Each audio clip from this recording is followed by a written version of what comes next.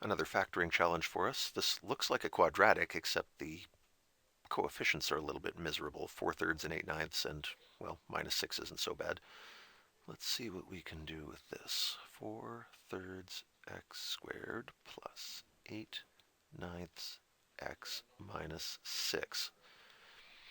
Okay, well, the fractions are a bit of a hindrance here, and for that reason we're going to get rid of them as quickly as we can. And the first step to getting rid of the fractions is to get a common denominator for all the fractions. So we need to think about what the common denominator is for thirds and ninths and, uh-oh, this isn't a fraction. Are we in trouble? Not really. You can always put a number over 1 if you need it to be a fraction, so there's that problem fixed. So for 3, 9, and 1, it looks like our common denominator should be ninths, which means I'm going to multiply this first fraction by 3, top and bottom. That'll give me ninths.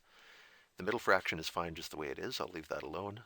And for this last one, we'll multiply top and bottom by 9. After we've done that, we get 12/9 x squared plus 8/9 x, and 6 times 9 is 54/9. Okay, this is good. Everything is ninths now, and what that means is 1/9 is now a common factor. We can pull it out. If you looked at this and saw that you could take out 2/9, well done, you're right. I'm going to take it out in 2 stages because we're just learning here, but we will have 2/9 outside in just a moment. For now, if I pull out 1/9, 12/9 divided by 1/9 leaves simply 12, and we still have our x squared. 8/9 divided by 1/9 is 8, and 54/9 divided by 1/9 is 54. In other words, you can think of this as when you divide a number by 1/9, that's equivalent to multiplying it by 9, and so all of these terms get 9 times bigger inside. Of course, they still have a 1/9 on them. We could distribute this back through if we wanted, and we'd end up back at this line, but for now, the 1/9 is out, and I feel a lot better about this. These are whole numbers. If we had to factor this, we'd be in a better position. Anything else we can do with this?